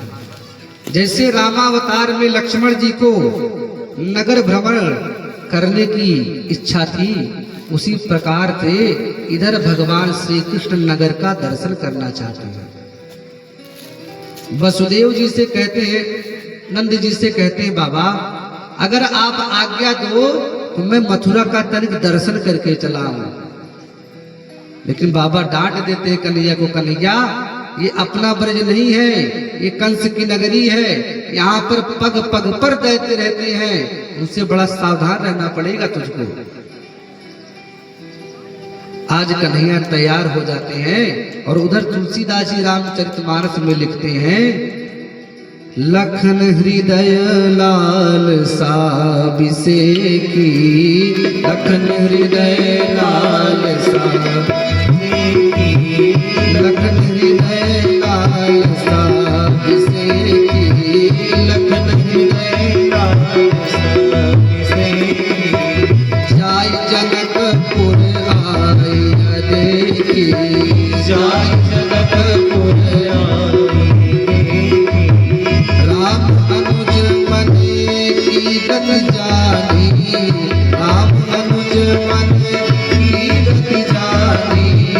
भगत बचल काहिया उलसानी, भगत बचल काहिया उलसानी, भगत बचल काहिया उलसानी, भगत बचल काहिया उलसानी। इधर लक्ष्मण जी के मन की बात को सोच करके राम जी दर्शन कराने के लिए लेकर जाते हैं जनकपुर की नगरी। और उधर कन्हैया कहते हैं तो कन्हैया की बातों को सुनकर के बाबा मना कर देते हैं। लेकिन तब तक बलराम जी कहते हैं, बाबा अगर आप आदेश दो तो मैं भी कन्हैया के साथ में चला जाऊंगा और कन्हैया की देखभाल भी करूंगा। बलराम जी भगवान श्री कृष्ण समस्त ग्वाल बाल तैयार होते हैं और तैयार होने के बाद में आज नगर भ्रमण करने के लिए जाते हैं। जो 9 वधुएं हैं वे आज भगवान श्री कृष्ण का दर्शन करने के लिए ऊंचे ऊंचे अटारियों पर चढ़ करके, छतों पर चढ़ करके, कोई तो खिड़की को खोल करके भगवान श्री कृष्ण को आज देखना चाहती हैं, दर्शन करना चाहती हैं। नगर में भीड़ लग गई है। जैसे राम जी लक्ष्मण जी को देखने के लिए जनकपुर वासियों ने भीड़ लगा दिया था, उसी प्रकार से आज भगवान बाल मुकुंद गोविंद को देखने के लिए समस्त मथुरा के वासियों आज अपने अपने द्वार को खोल करके, कोई अपने अपने खिड़की को खोल करके, छतों पर चढ़ करके भगवान का दर्शन करना चाहते हैं। और भगवान ने सबको कृतार्थ किया। और कृतार्थ करते हुए जाते हुए आगे ग्वाल बाल कहते, कन्हैया मथुरा वासियों के पास बड़े सुंदर सुंदर कपड़े हम लोगों के पास में नहीं है। भगवान एक धोबी के द्वारा कपड़े को लेते हैं, समस्त ब्रजवासियों को पहना देते हैं, लेकिन भगवान उस धोबी को भी गोविंदाय नमो नमः कर देते हैं, क्योंकि वह भगवान श्री कृष्ण को गंवार ग्वाला बोलते हैं, इसलिए भगवान एक थप्पड़ में उसको निपटा देते हैं। आगे चल करके कुब्जा मिलती है, कुब्जा के द्वारा चंदन मिलता है और दर्जी के द्वारा वस्त्र ठीक करा लेते हैं। आगे बढ़ते हुए जाते हुए आज उस धनुष यज्ञ की भूमि पर जाते हैं, जहां पर परशुराम जी के द्वारा धनुष रखी गई है, जिसको कोई तोड़ नहीं सकता है। भगवान श्री कृष्ण जाते हैं और समस्त द्वारपालों से कहते हैं, क्या मैं इस धनुष को देख सकता हूँ? सबने जोर से हंसना प्रारंभ कर दिया। कल कल के छोकरे आज परशुराम जी के द्वारा दिया गया धनुष तोड़ने की बात कर रहे, छूने की बात कर रहे हैं। कह दिए जाओ देख लो। लेकिन भगवान श्री कृष्ण जाते हैं और जा करके एक हाथ से धनुष को उठाते हैं और दूसरे हाथ से धनुष का खंडन कर देते हैं। और परशुराम जी कंस को धनुष देते हुए कह देते हैं, हे कंस, जो धनुष को तोड़ेगा वो तुझको कदापि नहीं छोड़ेगा। इधर धनुष के टूटने के बाद में कंस को एकदम विश्वास हो गया, अब मैं बचने वाला नहीं हूं। इसलिए जो मल्ल युद्ध के लिए व्यवस्था करवाई थी महाराज, उसने 7 तल ऊपर करवाई थी अपने बैठने की व्यवस्था, कि कहीं ना वो पहलवानों से लड़ते लड़ते मेरे ऊपर झपट पड़े। इसलिए अपने बचने के लिए 7 तल की व्यवस्था करवाई है। इधर भगवान उबलिया पीठ नाम के हाथी का उद्धार करते हैं और उद्धार करने के बाद में एक दांत बलराम जी लेते हैं, एक दांत श्री कृष्ण लेते हैं। उन दांतों के द्वारा समस्त दैत्यों का संहार करते हुए भगवान आज समरांगण में पहुंच गए, जहां पर मल्ल युद्ध होने वाला है। मल्ल युद्ध में देख क्या रहे हैं सबके सब लोग कि भगवान श्री कृष्ण और बलराम जी 12 वर्ष की अवस्था में हैं और जो पहलवान है महाराज उससे 4 गुना की अवस्था में है। बड़े बड़े मोटे मोटे ताजे पहलवान आज भगवान श्री कृष्ण के सामने खड़े होकर के कह रहे हैं, मैंने सुना है तूने पूतना को मारा, मैंने सुना है तूने गोवर्धन उठा लिया, आज मैं भी तो देखूं तेरे में कितना बल है। आज भगवान श्री कृष्ण से और यहीं पर सल तोसल से, मुष्टिक और चाणूर से मल्ल युद्ध होता है। और मल्ल युद्ध होते हुए सबके मन में चिंताएं हैं। चिंताएं कैसी हैं? जो तो वीर पुरुष बैठे हुए हैं भगवान श्री कृष्ण को वीर के रूप में देख रहे हैं, और जो स्त्रियां बैठी हैं वात्सल्य को लेकर के, पुत्र भाव को लेकर के बैठी हैं, भगवान उनको बालक के रूप में दिखाई दे रहे हैं। और जो शत्रु के रूप में बैठे हैं दैत्य लोग, उनको भगवान काल के रूप में दिखाई दे रहे हैं। बोले जाकी रही अरे भावना जैसे जागी रही भावना जैसे प्रभु मूरति देखी तेरा कैसे प्रभु मूरति देखी कैसे जागी रही भावना जैसे जागी रही भावना जैसे प्रभु मूरति देखी तेरा कैसे। जिनके मन में जो भी भावनाएं थे उन भावनाओं के अनुरूप से ही भगवान आज उनको दिखाई पड़ रहे हैं। भगवान ने यहीं पर समस्त दैत्यों का संहार किया और 7 तल ऊपर बैठे हुए कंस के ऊपर पास में भगवान एक छलांग में पहुंचते हैं।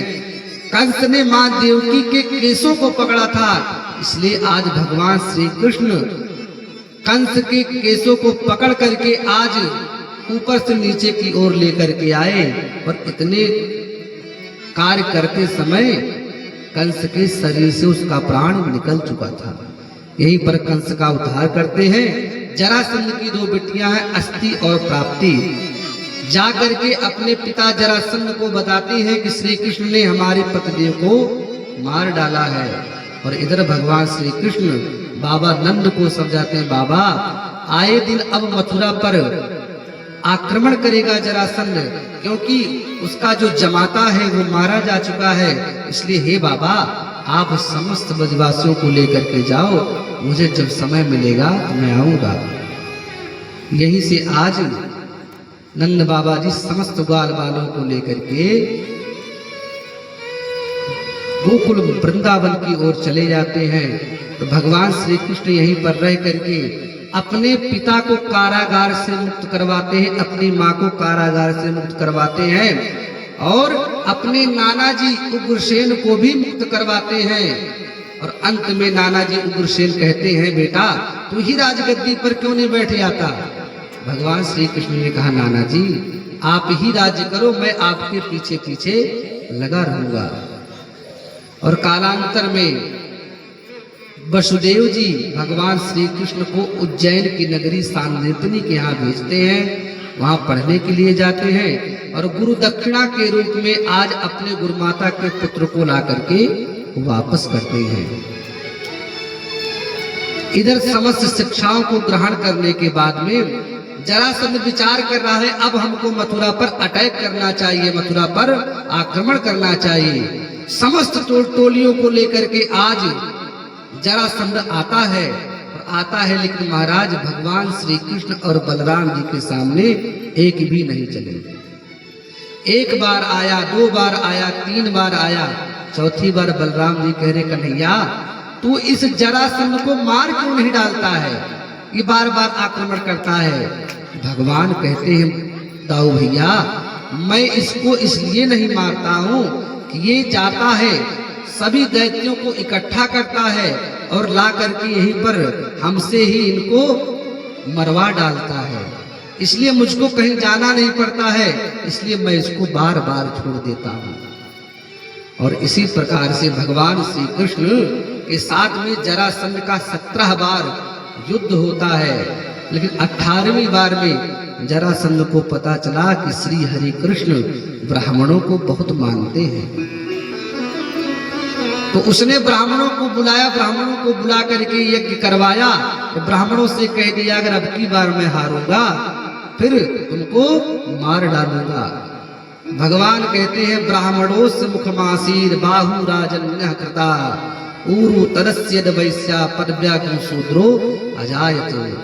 ब्राह्मण मेरे मुख हैं, क्षत्रिय मेरे बाहु हैं, वैश्य मेरी जंघा है और शूद्र मेरे चरण हैं। अपितु ये चारों वर्ण मेरे ही हैं।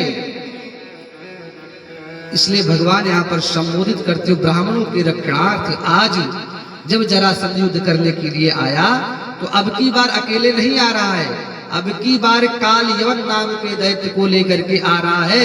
इसको आशीर्वाद मिला है कि कोई उसको अस्त्र शस्त्र से बाहुबल से नहीं मार पाएगा। भगवान शंकर अब की बार युद्ध, भगवान शंकर की कृपा से अब की बार युद्ध होता है। युद्ध होने के बाद में भगवान श्री कृष्ण बलदाव लड़ते हैं। भगवान श्री कृष्ण यहीं से भागना प्रारंभ करते हैं और एक गुफा में जाकर के मुचकुंद जी लेटे रहते हैं और मुचकुंद के माध्यम से काल यवन को मरवा डालते हैं, क्योंकि मुचकुंद को आशीर्वाद था कि जो तुमको सैनावस्था से उठाएगा, जिसको तुम देख दोगे वही जल करके भस्म हो जाएगा। मुचकुंद जी के देखने मात्र से काल यवन को मारना भी नहीं पड़ा भगवान को, और देखने मात्र से काल यवन जल करके नष्ट हो गया। और इधर भगवान जरासंध से मानो हार मान करके प्रवर्षण नाम के पर्वत पर चढ़ जाते हैं और उसके पहले विश्वकर्मा जी को बुला करके समुद्र में सुंदर द्वारकापुरी का निर्माण कराए रहते हैं। निर्माण कराने के बाद में भगवान श्री कृष्ण और बलराम जी वहीं उसी पर्वत से कूद करके द्वारिका में प्रवेश करते हैं और इधर जरासंध प्रवर्षण पर्वत में आग लगवा देता है और उसको ये पता लगता है कि मानो वे मर गए होंगे, तो छोड़ करके चला जाता है। और भगवान यहीं पर आज अपने समस्त मथुरा वासियों को लेकर के द्वारिका में निवास करने लगते हैं। और यहीं पर प्रथम विवाह भगवान श्री कृष्ण का होता है भीष्मक नाम की कन्या के द्वारा, भीष्मक नाम के राजा की कन्या के द्वारा। और उसके जो पुत्र हैं रुक्मी, रुक्मकेशी, रुक्मबाहु इत्यादि हैं। रुक्मी जो है वो भगवान श्री कृष्ण से विरोध करता है और अंततो गत्वा भगवान श्री कृष्ण उसको छोड़ देते हैं, मारते नहीं हैं। और भगवान श्री कृष्ण का प्रथम विवाह रुक्मिणी मैया के द्वारा किया जाता है। और इसके बाद भगवान का दूसरा विवाह जाम्बवती से होता है, तीसरा सत्यभामा से होता है और इसी प्रकार से मृत्युविंदा, कालिंदी से, नग्नजिति से और लक्ष्मणा से, भद्रा से होता है। भगवान की 8 पटरानियां हैं। शास्त्र कहते हैं भगवान की जो 8 ये पटरानियां हैं, मुख्य रानियां हैं, यही भूमिरापो नीलो वायु खम्मनो बुद्धि रेवचा, ये अष्टधा प्रकृतियां ही भगवान की पत्नियां हैं। भूमि आपा अर्थात जल, वायु पृथ्वी, इस प्रकार से अष्टधा प्रकृतियों का वर्णन करते हैं कि भूमि रापो नीलो वायु खम मनो बुद्धि रेवचा, बुद्धि भी भगवान की पटरानी है। यही आकर के भगवान से पटरानी के रूप में इनका विवाह होता है। भगवान इनको स्वीकार करते हैं। एक भौमासुर नाम का दैत्य है जो भगवान के ही सदृश आज विवाह करना चाहता है। भगवान की तरह उसने भी 16,000 कन्याओं को बंदी बनाया था और उनको छुड़ा करके भगवान उनको मुक्त कराते हैं। अंत में कन्याएं कहती हैं प्रभु मैं कहाँ जाऊंगी, तो 16,000 कन्याओं का प्रभु वर्ण स्वयं कर लेते हैं। और आगे चल करके रुक्मिणी मैया को पहला पुत्र होता है। लेकिन पहला पुत्र जब हुआ तो पहला पुत्र जैसे ही प्रसूति गृह में था उसी में आकर के एक संबरासुर नाम के दैत्य ने उस पुत्र को चुरा लिया। यहीं पर भगवान श्री कृष्ण को बहुत ही ज्यादा पीड़ा हुई, कष्ट हुई, शोक से संतप्त हो गए। तो सोचने लगे कि अब हमको क्या करना चाहिए। तो भगवान श्री कृष्ण माँ भगवती के पावन चरणों में जाते हैं और माँ भगवती की स्तुति करते हैं। मातर्मयाति तपसा परितोषिता त्वं प्राग्जन्मने प्रशुमना धिभिरर्चितासि धर्मात्मजेन बदरे वनखंड मध्ये किं विस्मृता जननि ते त्वयि भक्ति भावा। हे मैया, मैं ही पूर्व काल में नर और नारायण के रूप में था। मैंने घोर तपस्या करके हे माँ तुमको प्राप्त किया था, आपका दर्शन किया था। हे माँ भगवती, मेरे कौन से कर्म का कारण है जो मेरे पुत्र मुझसे दूर हो गए। दुर्गा महानतितरां नगरीं सुगुप्तां तत्रापि मेस्ति सदनं किल मध्यभागे अंतःपुरे च पीतं ननु सूतिगेहं बालो हृता खलु तथापि ममैव दोषात् भगवान श्री कृष्ण कहते, हे भवानी, हे जगदम्बा, मैंने इस द्वारकापुरी का निर्माण करवाया है, लेकिन चारों तरफ कोई आ नहीं सकता, क्योंकि जल ही जल है, खाइयां हैं, गड्ढे हैं, उनमें कोई नहीं आ सकता है। और ऐसे इस प्रकार से खाइयों से घिरी हुई द्वारकापुरी में कोई प्रवेश नहीं कर सकता है। और प्रवेश करने की बात ही छोड़ो माँ, उस द्वारकापुरी के प्रसूति गृह में आकर के कोई मेरे बालक को चुरा ले गया है। अब आप ही बताओ, मैं द्वारकापुरी को छोड़ करके कहां जाऊं मां? हे भगवती, आपकी महिमा को कोई जान नहीं सकता है। और अंततो गत्वा भगवान श्री कृष्ण कहते, हे भवानी, मेरी जो धर्मपत्नी रुक्मिणी है ना, वो कुररी पक्षी के माध्यम से आज रुदन करती है। जैसे उसका बेटा दूर हो जाता है तो चिल्लाती है, उसी प्रकार से आज रुक्मिणी भी अपने पुत्र प्रद्युम्न के लिए रो रही है, चिल्ला रही है। हे भवानी, क्या करें?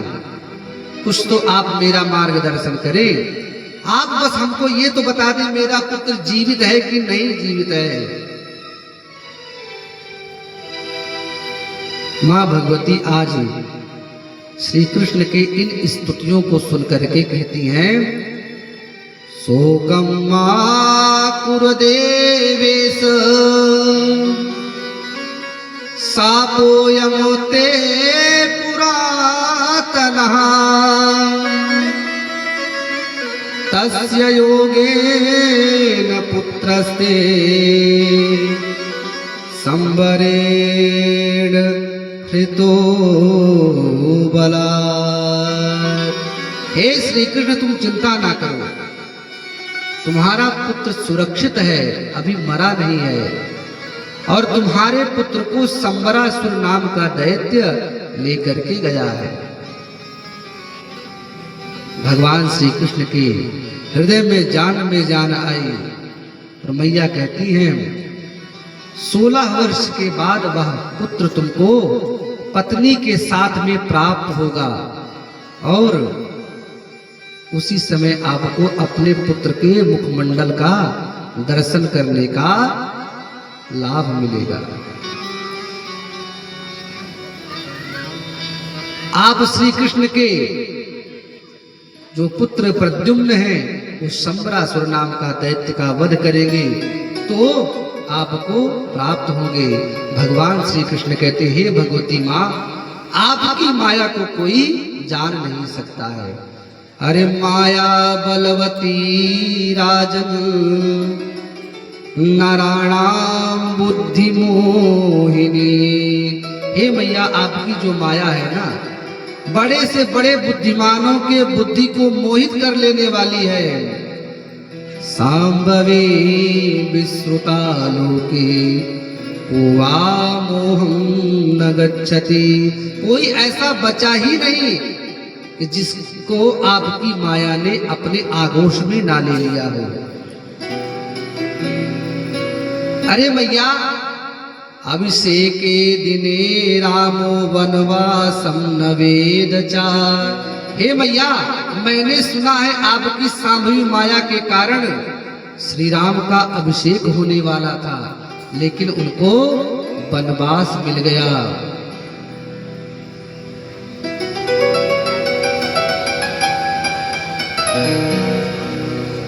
और यहां तक मैंने देखा कि श्री राम और लक्ष्मण इतने बलशाली होने के बाद में भी उनको नागपाश में बंधना पड़ा।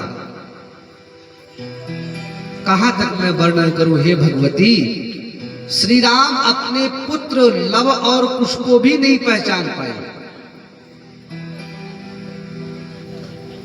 लव और कुश को भी नहीं पहचान पाए। लव और कुश जुड़वा पुत्र है। जुड़वा पुत्रों की कहानी बड़ी विचित्र है। शास्त्र कहते हैं, जब मां के गर्भ में 2 पुत्र पलते हैं, उनमें से जो पहले होता है वो छोटा होता है, और जो बाद में होता है वो बड़ा पुत्र होता है। शास्त्र कहते हैं। इसलिए भगवान राम के जो पुत्र हैं लव और कुश हैं। कुश बड़े हैं, लव छोटे हैं। लेकिन हम लोग पृथ्वी पर जिसको आया पहला जानते हैं उन्हीं को बड़ा मानते हैं। लेकिन शास्त्र कहते हैं कि पहले जो बेटा होता है वो छोटा होता है और जो बाद में होता है वो बड़ा होता है। हे भवानी, आपकी माया के कारण श्री राम ने अपने पुत्रों तक भी नहीं पहचान पाए थे उनको। और यहां तक कि इंद्र का कल्प वृक्ष चुरा ले गया था कोई, इंद्र अपने कल्प वृक्ष की रक्षा नहीं कर पाए।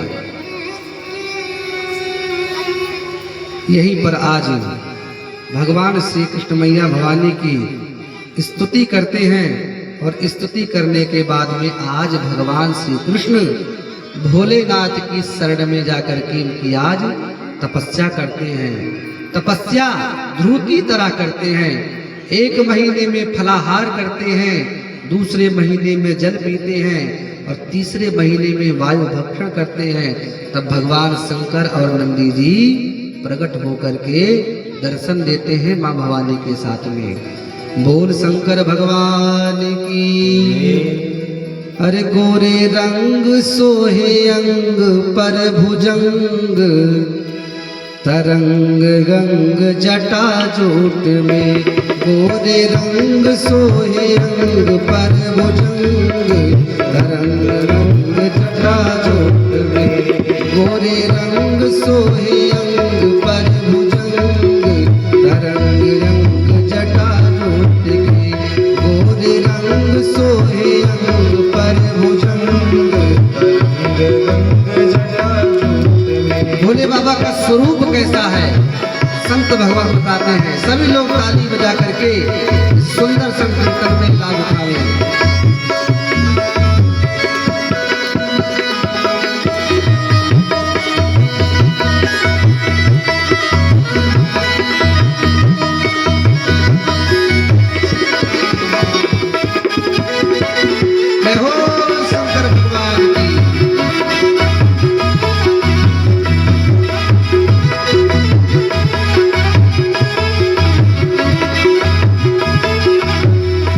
व्योमकेश बागंबर यज्ञो पवित्र विषधर।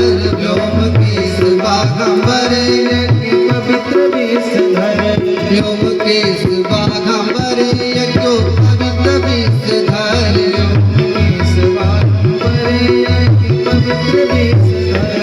व्योमकेश बागंबर यज्ञो पवित्र विषधर। व्योमकेश बागंबर यज्ञ पवित्र विषधर। भूत प्रेत बैतालन के संग